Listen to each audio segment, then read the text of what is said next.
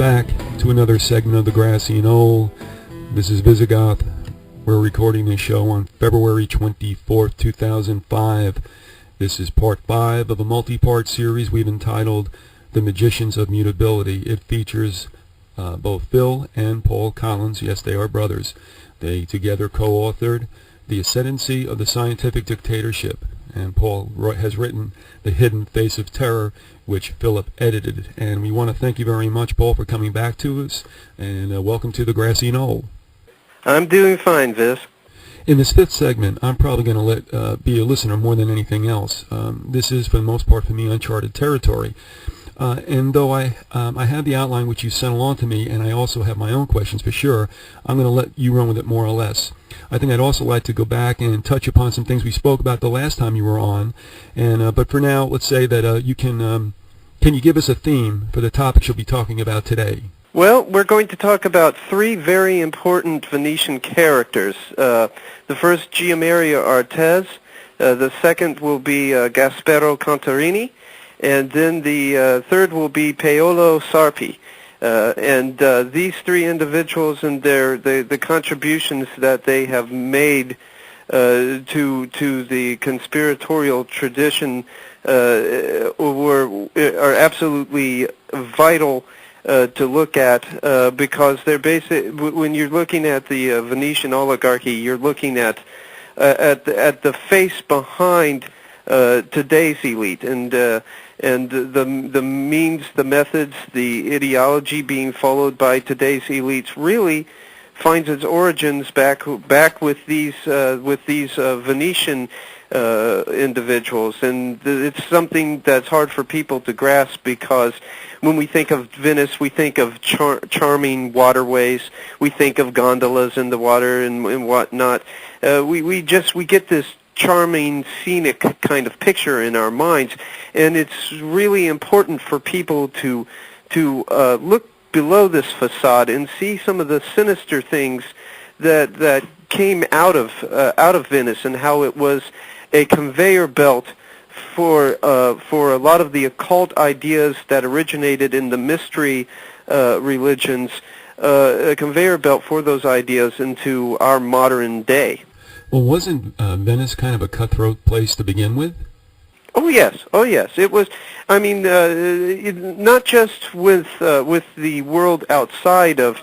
For instance, they worked with Turkey to bring about like this awful slavery, but not just outside of their own country, but inside of Venice.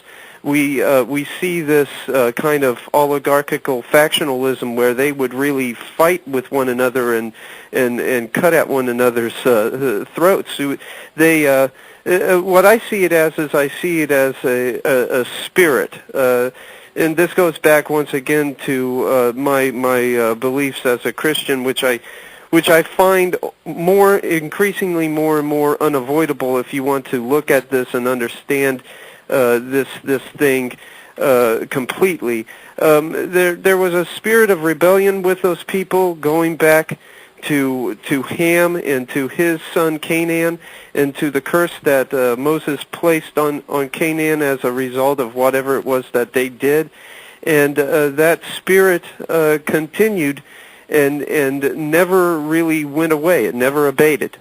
Did this Venetian mentality, did it also necessarily seep into all the royals of Europe?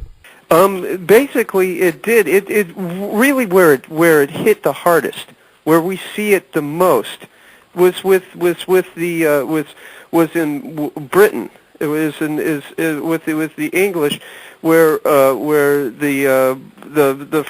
Francesco Zorzi, spelled Zorzi. If I'm pronouncing that wrong, somebody can let me know.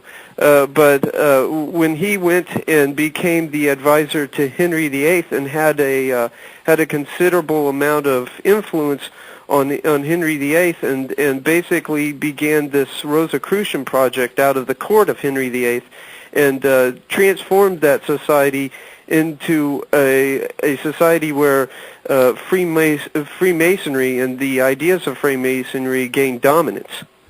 I have a question for you. If your answer is speculative, I understand. But I've come to the belief that all the royal families are awaiting the time they can return to their feudal monarchies. What's your take on that? Well, I've always felt that the republics that were supposedly set up over in Europe were merely transitional. If you listen to the spinmeisters on the major media networks, they try to make it sound like the elitist mentality and the oligarchical mentality kind of went the way of the dodo right around the time of the 18th century with the introduction of ideas of representative government, of the beginning of Jeffersonian democracy. But the truth of the matter is, if you look at these royal families and look at the way that they act, the way they behave, the things that they have written, you see that oligarchical mentality never went away. You had the one royal, I can't recall his name offhand, but the boy over there dressing like in a Nazi uniform at a party, and I think that I personally think that wasn't just a poor taste. That wasn't a poor choice on his part for a costume. I think that that was a subconscious expression of the authoritarian mentality that is inherent in his in not only with him but with the rest of the elite. That was Harry. Yeah, that was Harry. Yeah, that was Harry. And if you look at some of the things for instance, Prince Charles' attitude towards Diana when she began to become kind of benevolent towards the common person, you also see this mentality. So it's never gone away, and it's there. It's waiting for a resurgence, and it's quite possible that it's already experiencing a resurgence today when you consider the fact that Britain's kind of tapped in with America on this imperialist expansion. Now let's get to the first personage on your list, someone who was central to today's interview, and that would be Ortiz. Yes. Giamaria Ortiz is a very important character because we all know who have studied and researched into elite criminality. We all know the character of Thomas Malthus, and we know about Malthusianism, and we know exactly what that is and how it's this call for depopulation and basically doing away with people that are so-called inferiors. What most people don't know or realize is that Malthus had as his influence Giamaria Ortiz. And one of the people that caught Malthus on this was Karl Marx. Karl Marx didn't like Malthus. He wasn't fond of him at all and called him a plagiarist and said that he was merely plagiarizing Giamaria Ortiz. Giamaria Ortiz had passed on to Malthus this idea of carrying capacity. And carrying capacity is basically the idea that the Earth's ability to carry a population is finite, and that it can only carry a population up to a certain point before there is widespread scarcity, disease, just overall chaos.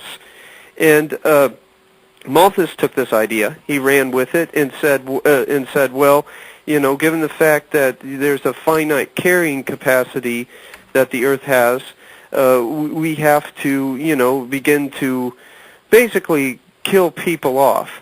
And this whole mentality continued today and has continued up to the modern day with the population control crowd. And the problem is that now this ideational contagion, we're starting to reap what has been sown as a result of it. We're starting to see the effects of depopulation, and if anybody doubts that, I call people's attention to the Christian Science Monitor of October 7th, 2004. There's an article in there by David R. Francis, and I really urge the audience to get a copy of that particular Christian Science Monitor and to read it and to basically get an idea of what's being said with the article, because whether the writer realizes it or appreciates it, what he's speaking about there is the consequence of the depopulation schemes that have come about as a result of Malthus and in turn his influence, Gianmaria Ortiz. 60 countries now, 60 of the countries that are, which is about a third of all the nations, now have fertility rates that are below 2.1 children per woman. And out of that, I believe that it's 43 of the nations out of the 60 that are going to have smaller populations by 2050. For those who would like to reference that article, could you give us that date again?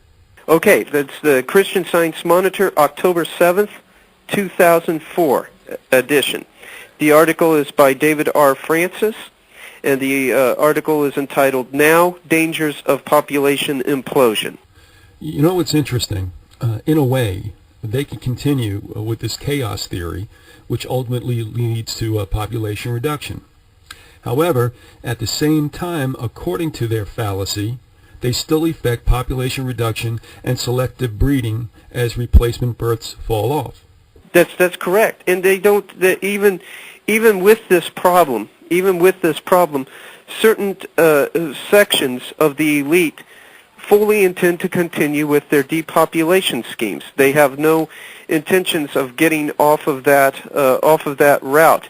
And for an example, I would like to point people's attentions towards a Council on Foreign Relations study that came out in April 2001 that James A. Baker, who was the Secretary of State under the first Bush, was integral to the writing of that document. Now, people have to understand that the Council on Foreign Relations is a major elitist organization. It's a conduit for several elitist interests. But in that published study, the Council on Foreign Relations found that scarcity as far as oil and whatnot was going to be a major problem in this century, which leads us into the issue of peak oil, something that I used to treat as a foregone conclusion, now which I doubt. You know, I have heavy doubts about the peakers and what the peakers have been saying. Colin Campbell, who was and still is their guiding light, has made several erroneous assertions throughout the years. He's asserted several times that oil production was going to peak here, that it was going to peak there, and he's become basically like a Chicken Little. And but the problem is that even if he is making erroneous statements and putting forward very flawed contentions, he still has the elite's ear. And the fact that he has the elite's ear means that they are going to act on whatever it is that he's giving them. One of my favorite authors, one of my favorite researchers of all time who majorly influenced my work was the deceased author Jim Keith. And in his book, which I considered to be a magnum opus, the case book on Alternative 3, he made a statement that really stuck with me. He said, quote, "The smart money is on the end of the world," unquote.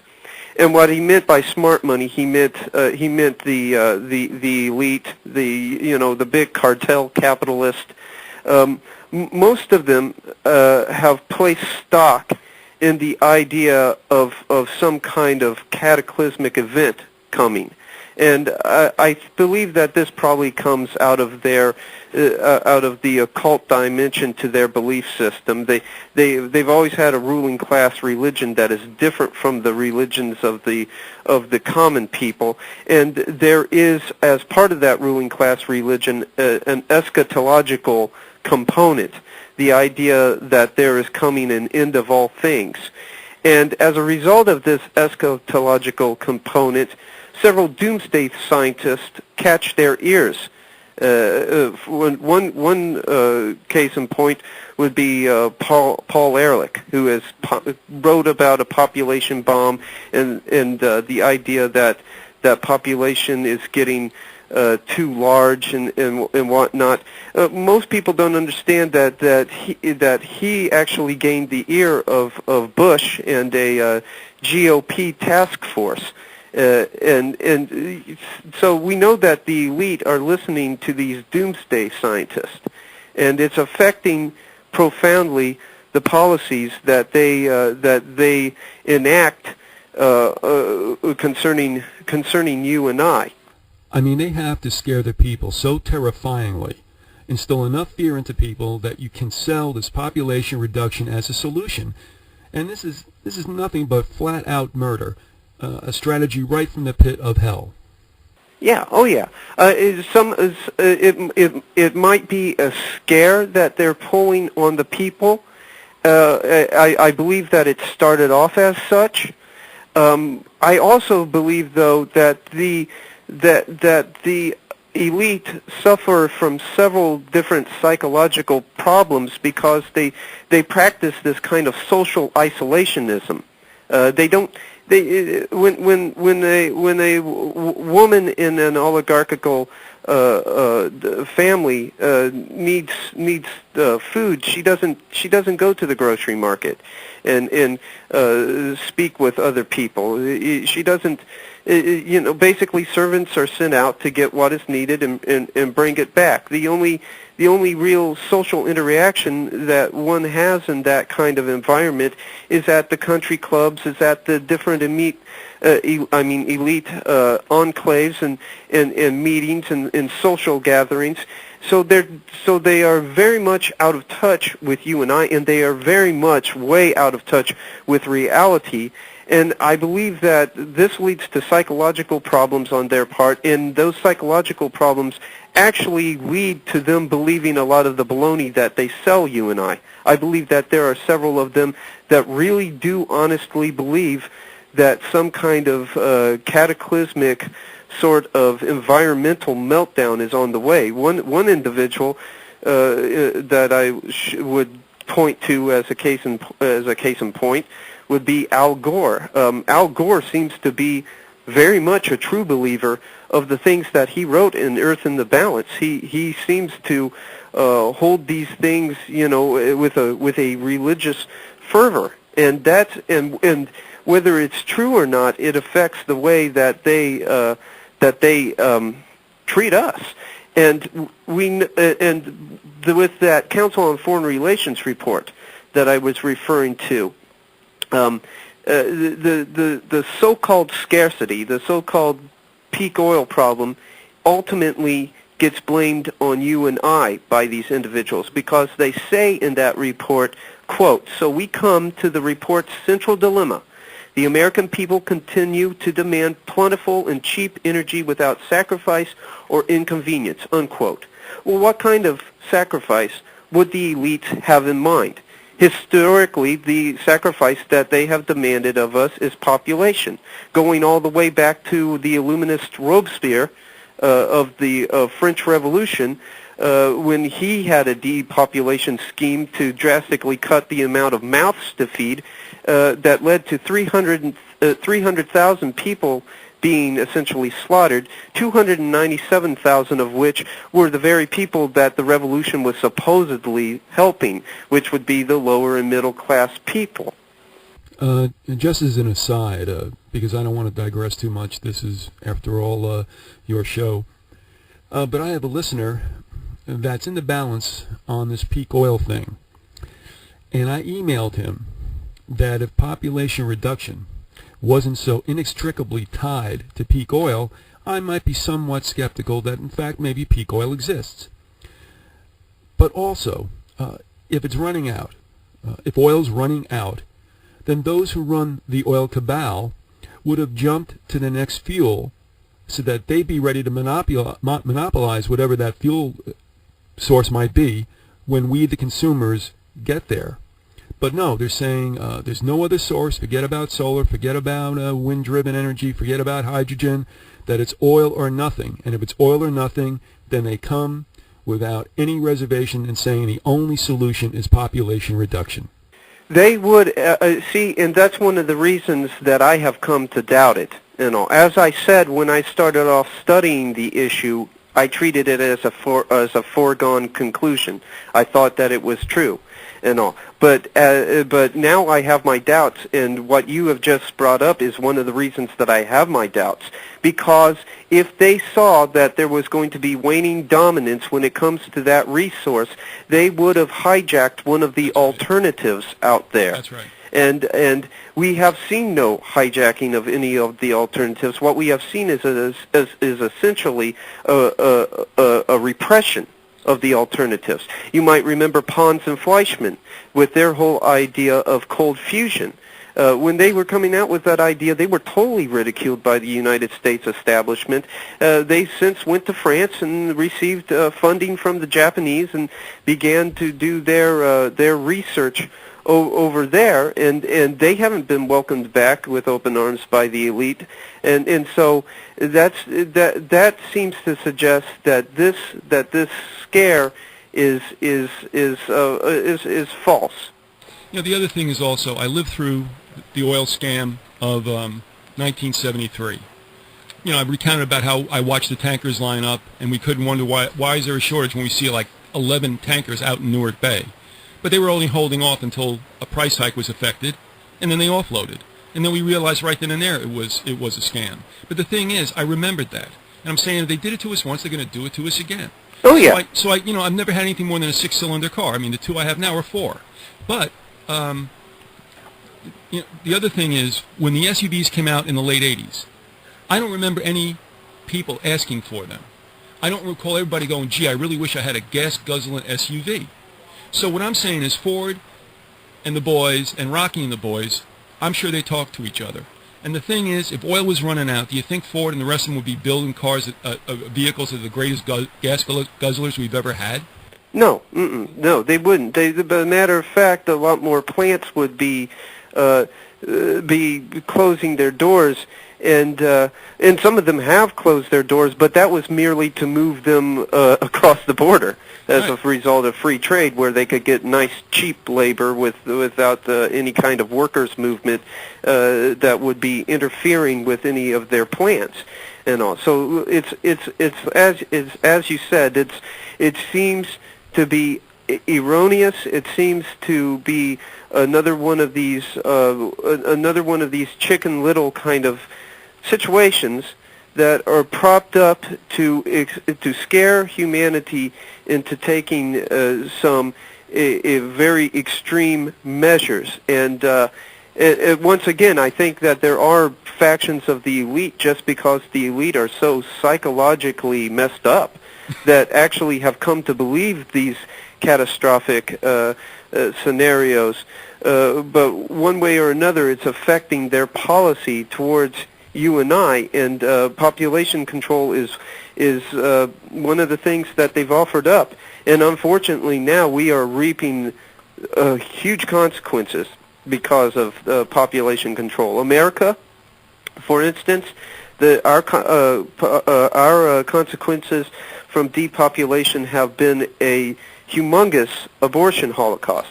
Roe v. Wade was the landmark decision of 1973, and from 73 to 97, according to family planning statistics, according to journals such as the Morbidity and Mortality Journal, 36.5 million abortions happened between those years of 73 to 97.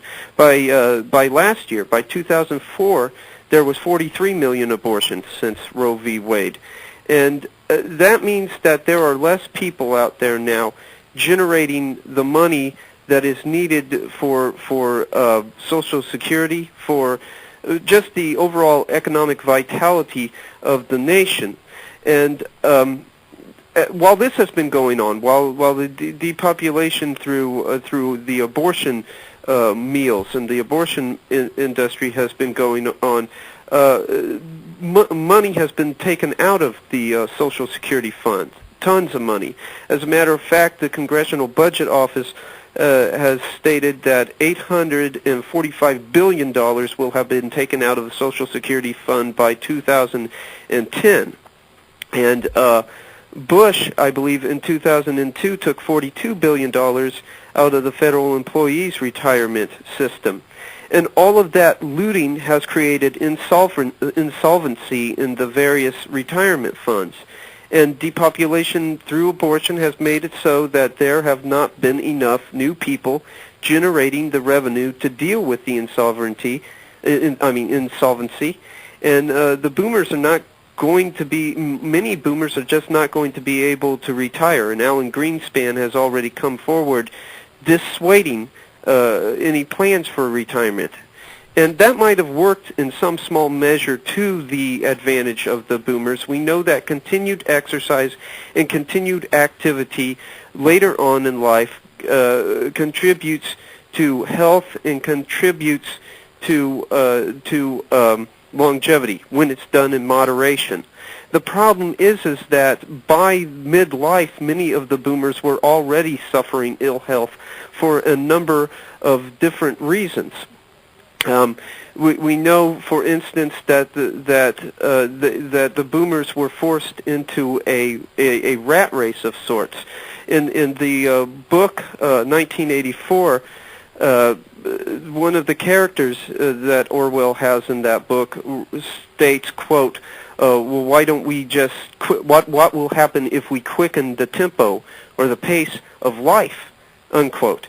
And so the tempo has been quickened to such a point as to generate tremendous amounts of stress. This was done primarily through the Federal Reserve, because the Federal Reserve can inflate the money supply. When the money supply is inflated, the prices go up, and there is a devaluation of the currency. The currency has less buying power, and so you have to spend more hours at work earning it. And then a nice little catch-22 was added onto it with the income tax, which increases the amount of taxes taken out of your income as your income increases. So let's say you make enough money to break even with the inflation, you've just stuck yourself into a higher income tax bracket, and so you find yourself in this never-ending race that basically begins to add up. It begins to wear a person down, and especially when several people have to get second jobs, when some of these jobs are in the service industry, which was a growth industry back during the Reagan and Bush number 1 years, and service industry jobs, really, folks, were not made for full-grown adults. They're mostly for high school and college students that are trying to, just get a feel for the workplace and learn the value of making money. After a while, it's such a high stress and tense atmosphere that that it starts to wear down on the person, and when people start to feel illness coming on as a result of stress, or as a result of any other number of factors out there, they are offered a host of drugs as the only possible solution to their problems. If you go to a doctor, the doctor will not prescribe for you a homeopathic remedy. He will not offer you some kind of natural kind of remedy for your problem. You'll be offered something like Prilosec or Celebrex or any number of other drugs, and these drugs actually contribute further to ill health. Celebrex has just been reported by the FDA to increase the possibility of heart attack, and it's not being taken off the market. And this, and also the food that we eat, because the foods out there nowadays have little or no nutrient value at all. They're either genetically put together, or they're planted in mineral deficient ground, and most people have to, because of the fast pace, have to live off of a fast food diet and the fatty cooking oils. But remember too how much media has shaped the culture, and the media obviously is the mouthpiece for corporations. When they tell people day in and day out how stressed they are, you find these people turning around, and even if they're not saying, geez, I am stressed. You know, my wife and I look at it and we go, forget that. Why? Because you said so? You know, we don't buy the mind-op that TV has become over the last couple of decades. Well, we know that suggestions, suggestive comments in the way that you think can actually affect your pH balance. Right. And it can move you away from being alkaline to being acidic based in your pH balance. And when that happens, you're in big trouble. And that's where many of the boomers find themselves today. They're not in a position where they just can continue working, and so you know, we find ourselves in a very big pickle, so to speak, because while I don't think that there's going to be complete bankruptcy of the system, I do believe that the 65-year-old individual who has quit their job is going to go to the mailbox and will find their Social Security check there. But when they open up the envelope, they're going to say, well, hey, what's the deal? This is a whole lot less than I was expecting. And people are not going to see entirely everything that they should have had in the way of their investment into that fund, because of the looting that has taken place of the fund, and because the depopulation through Planned Parenthood, through the abortion industry, has led to a graying of society. We have an older society now because a large contingent of the children, of the younger people, were wiped out before they were even born. And I don't know what you can expect the look of America to be, whether it will be one big Venice Beach or a reverse version, an inverted version of that movie Logan's Run. But I do know that it's created several problems, and it all leads back to this ideational contagion, this bad idea that was planted by one Venetian named Gianmaria Ortez. Let me stop you right there, because we haven't done any business, and we want to do that for sure. First of all, you're listening to The Grassy Knoll on Vyzygoth, and I'm with Paul Collins. This is our fifth part of a series entitled Magicians of Mutability. Now, Paul's written 2 books. One he co-authored with his brother, The Ascendancy of the Scientific Dictatorship, and he's written the Hidden Face of Evil. Now, that can be gotten on Amazon. Is that one of the venues? Both books, The Hidden Face of Terrorism and The Ascendancy. I'm sorry, I said evil. I'm sorry. Oh, that's all right. That's all right. Both books can be purchased by Amazon.com or BarnesandNoble.com. If you go to your local bookstore and put an order in there, they can get it out to you, and it'll be shipped to the bookstore and whatnot. That's 2 primary ways you can get it through. You can get the Ascendancy through iUniverse.com, which is the letter I and then universe, all together, all lowercase. And the Hidden Face of Terrorism you can get through Author House, all one word, all lowercase .com. Right. And yeah, those are the areas that you can pick it up at. And just to clarify, because I screwed it up, it is the hidden face of terrorism. Yeah, that's correct. Okay. Now, I just want to share something with you, and we go back to this carrying capacity, which is absolutely at the center of all this that we're going through now with peak oil and population reduction. But, you know, talking about what's going on today, even with physicians, real quick, let me just tell you what happened. My wife has some esophageal discomfort, okay? Okay. We think maybe hiatal hernia, you know, we don't know, acid reflux maybe, but she's not really got any burn. But so we go to the doctor. Actually, we just went there to see if we can get the prescription for a scope, should she need it. Sure. We tell the guy what's going on. He says right away, oh, acid reflux. I'll give you some antacids, and then you'll go on Nexium. And I go, Doc, what makes you think that she's acid? I go, we're vegetarians. You know, don't drink coffee, don't drink soda. Maybe she's too alkaline. Isn't that a possibility? He says, well, yeah, like 10% of the cases. So here's what we did. You know, it was her body, but I said to her, look, I'm gambling, and I hope you feel the same way, that maybe you're alkaline. And maybe what we ought to do is eat some foods that are acid producing in a sense. Maybe your body's crying out that it has to do something. Exactly. Well, I'll tell you what, we were very fortunate to have Mennonite organic farmers nearby. Mm-hmm. We got some dairy, organic dairy, and I believe we also got some organic beef. And not, you know, all of a sudden a lot in a short period of time, but we phased it in. She also took the colloidal silver that we make. Yeah. And drank it because it's an antibacterial. And if she's got H. pylori, guess what? It prospers better in an alkaline system. She was too alkaline. Well, what happened? Bang, gone. She never took the antacids, never took the Nexium. But you know what? They threw medications at her right off from the beginning, and I said, well, how do we cure this thing? Is it bacteria? Why can't we go after it with an antibacterial? See, and I'll tell you something else that really burns me on that one, is because doctors take the Hippocratic Oath. What did Hippocrates said? He said, let your food be your medicine, and your medicine be your food. Now, Hippocrates was coming out of a pagan culture that didn't have the Old Testament dietary rules that we have in the scriptures.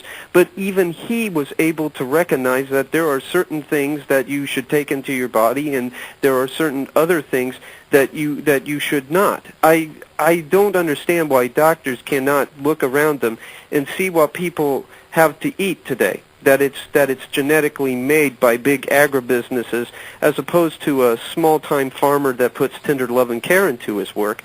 Agribusinesses basically think that you can manufacture food like you manufacture an SUV, and that at the different fast food chains that people basically live off of for breakfast, lunch, and dinner nowadays, there's trans fat in the cooking oils, and that clogs up your arteries. You know, and none of these factors are factored in by these doctors because they have been taught to go on a drug-based medicine system. And the reason that it's drug-based goes back to the big oil cartels. So much of the pharmaceutical medicines and medications come from coal tar derivatives. That's right. You know, so you know, some people in you know, good-hearted people treat it like well, you know, you get at a certain age, sickness, illness, ill health, decrepitude is a foregone conclusion, and everything. They even that's even espoused in some nominal Christian churches as an idea. But the truth is that if you take you know, good enough care of yourself, that the body can last for a long time, and I'm not just talking 75 to 80 years. I'm talking about well into your hundreds, quite conceivably. Well, Paul, I want to say too with the physicians, don't let them off the hook completely. Two things. One, all right, I understand that the pharmaceutical companies are writing also probably or funding the textbooks being written from which they study. Secondly, though, remember one thing: they like money, they want plenty of it, and guess what? When you're on homeopathy, you don't come back to the doctor. So, that's true. You know, that's what it is. There's no money in healthy people. That's true. So, I mean, in a sense, they really don't want to know it because it's nice to keep seeing you out in the waiting room. Exactly. And then the drug companies need to boost the share of the stockholders that have investment in that company, and the only way they're going to do that is if Right. people are taking their products. Let me share one quick anecdote with you, Sure. if I can. You'll like this because you hit it right on the head about what is at the base, what is from which pharmaceuticals spring. John D. Rockefeller, when he first got into oil, I think he actually used it as medicinal. And in my bathroom, I have an old advertisement. You know, it wasn't photographed, it was more or less painted. And it was from Rockefeller, Standard Oil. And what it was a laxative called Nujol, Nujol. And there's this little girl, probably 4 years old at the most, embracing a doll, and with Nujol right next to her in the doll's carriage.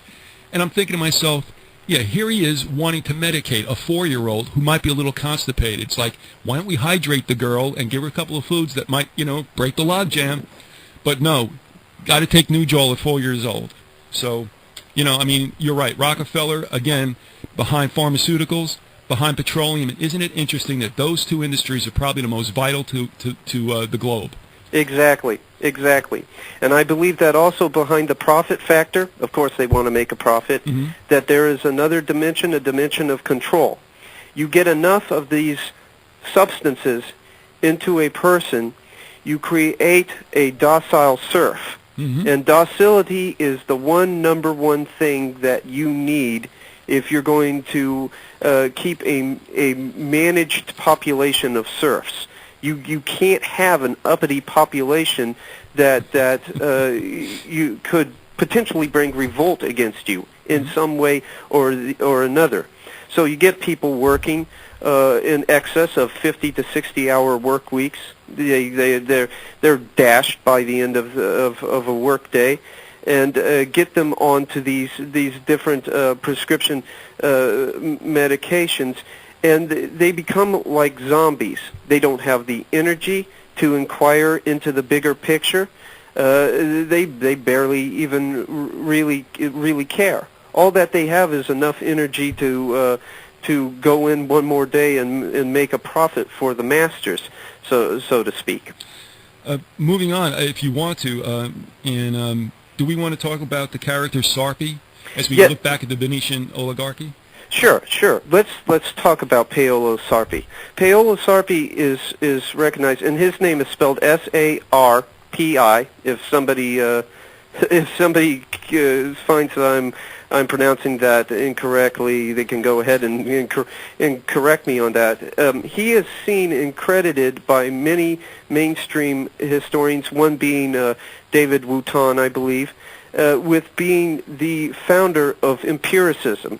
And empiricism basically holds that our sole repository of truth, of knowledge, comes from our senses. That we know what we know because of the ability to touch, to taste, to smell, to hear, to see. And he was basically his ideas were basically the guiding light behind the Enlightenment. And the Enlightenment would in turn become the guiding light behind the French Revolution. But the important thing to realize about empiricism is that it totally precludes anything outside of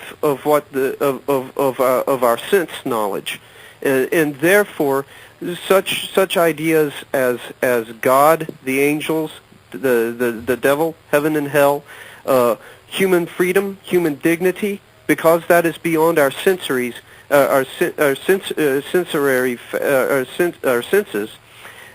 they do not exist, and they are totally written off. And so we find the beginnings here of scientism, because scientism is based heavily in empiricism, and we also see the whole idea of materialism, because materialism and empiricism go hand in hand, and that's very interesting because Sarpi, of course, was a Venetian. The Venetians were merely Canaanite Canaanite Phoenicians, and the Canaanites worshipped Baal, and Baal was the embodiment of the materialistic idea. And so what we have is the reintroduction of materialistic concepts without much in the way of a mystical garment, as it had back when with the Canaanite Baal worshippers. All right, and let me ask you this: this predates, as far as you know, this predates Freemasonry. Is that correct? That's correct. It is interesting, and William T. Still, who's the author of New World Order, Ancient Plans of the Secret Society, he stated that Freemasonry, at one period, I guess maybe around the 18th century, had filtered back down into Italy for whatever reason I can't remember.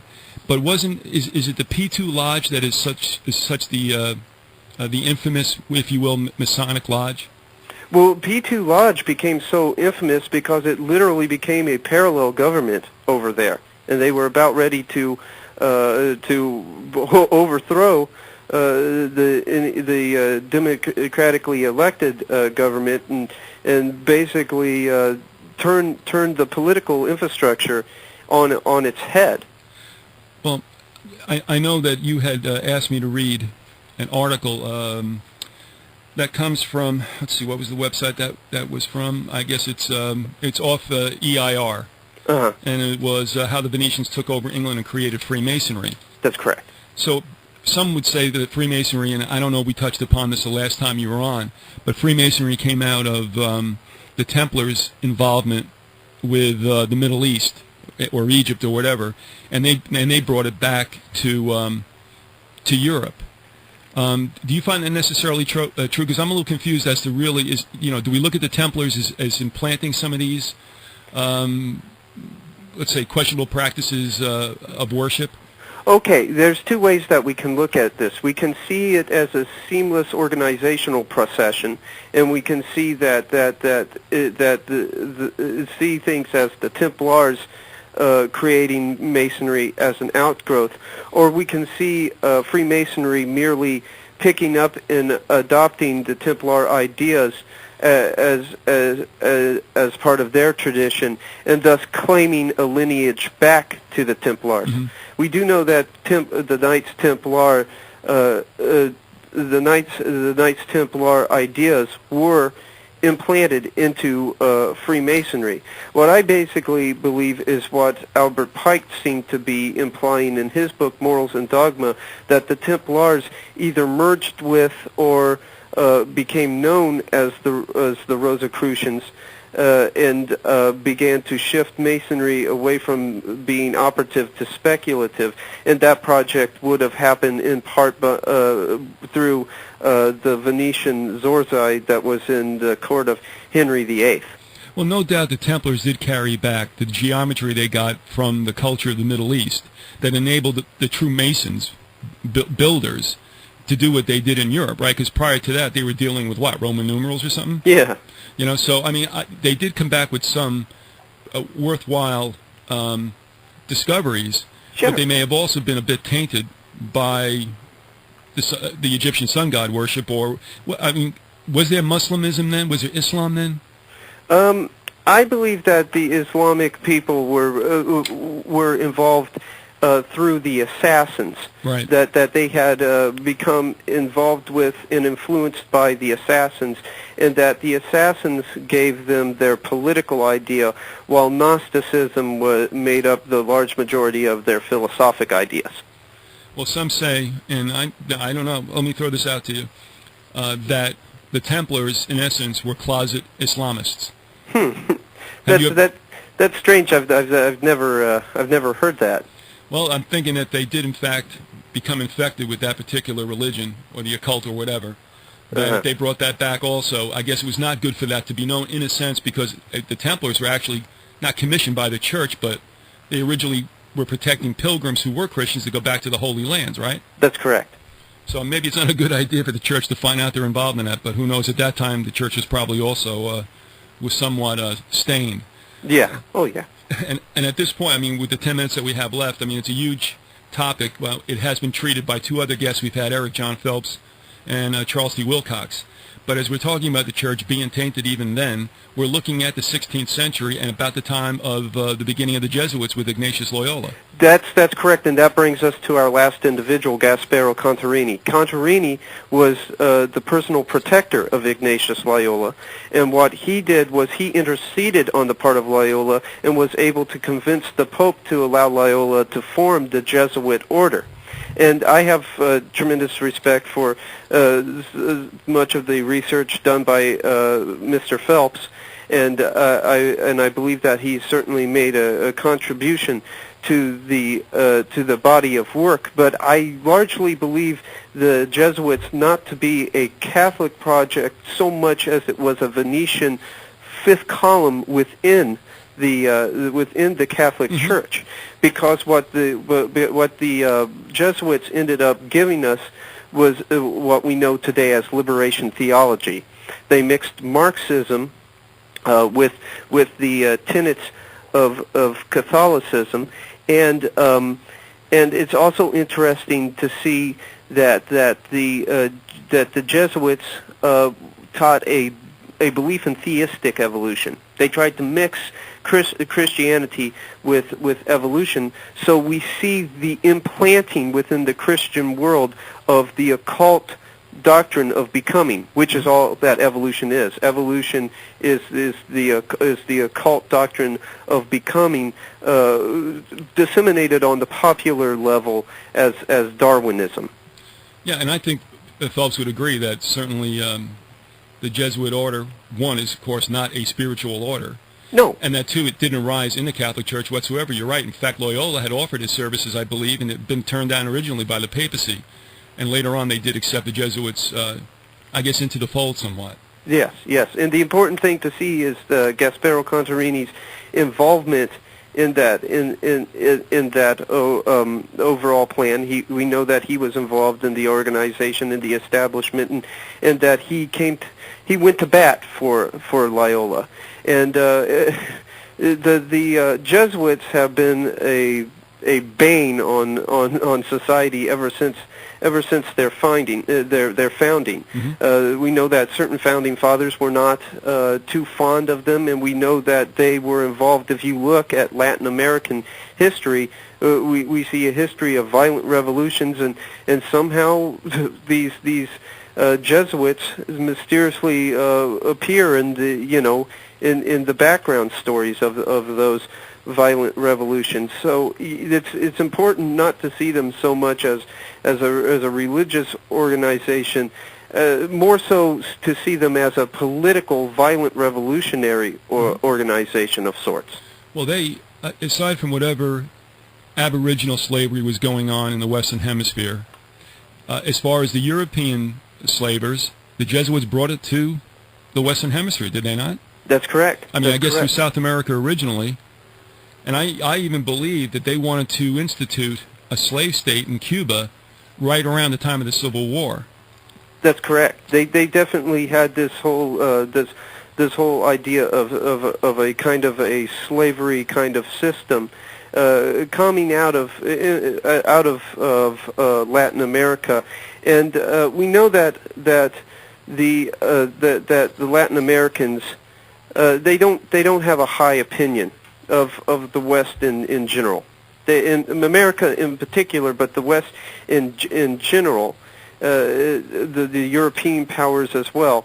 And I think that if they were to do a little bit more study into the undercurrents of history, they wouldn't be so disgruntled with the overt, open national governments as they would with some of these orders, such as the Jesuits and whatnot. And they wouldn't so much call Americans gringos as they would focus their attentions on organizations that are subversive, such as the Jesuits, and place the blames for their ills on those organizations.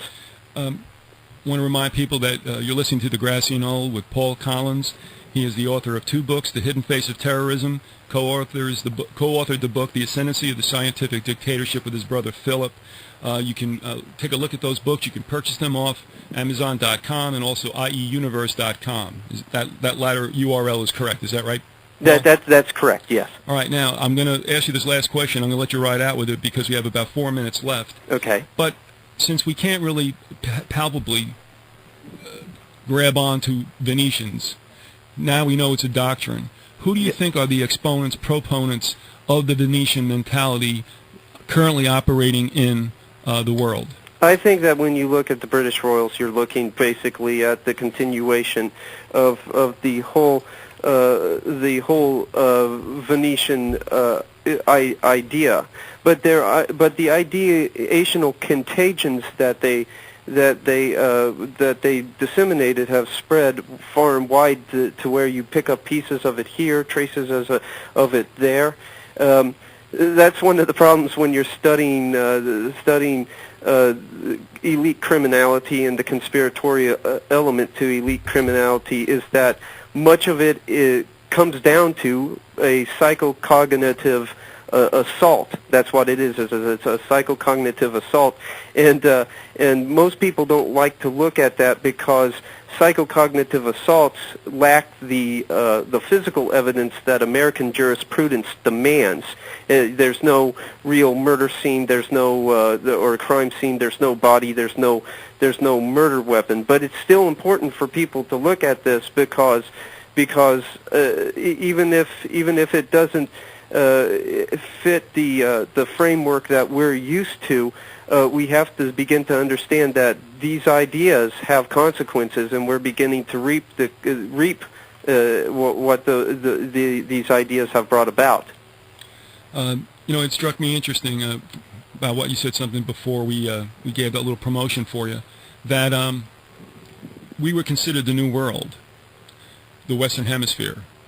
That's right. And maybe somewhat, and this could be a bit parochial, North America, but it seems to me that the New World Order has been founded and nurtured still in Europe. I would correct. I find that the American tradition diverged a great deal from the old world tradition, and really moved away from a lot of the pagan ideas that were very fatalistic and very usurious, towards something that was fiercely idealistic and more influenced by Christianity. It wasn't without its flaws, and I'll say that, and all. But what you're dealing with is an imperfect but better philosophy, better tenets for not only America but civilization in general to follow. You've been listening to Paul Collins in our 5th part of a multi-part series, Magicians of Mutability. Paul, I want to thank you very much for spending another hour with us. I don't know that we're done yet, but we'll go back to the drawing board, and someday we'll bring this to a conclusion. Yeah, I got you, Viz. That's fine with me. All right, great. Thanks again, and we'll be talking soon. Thank you, Viz.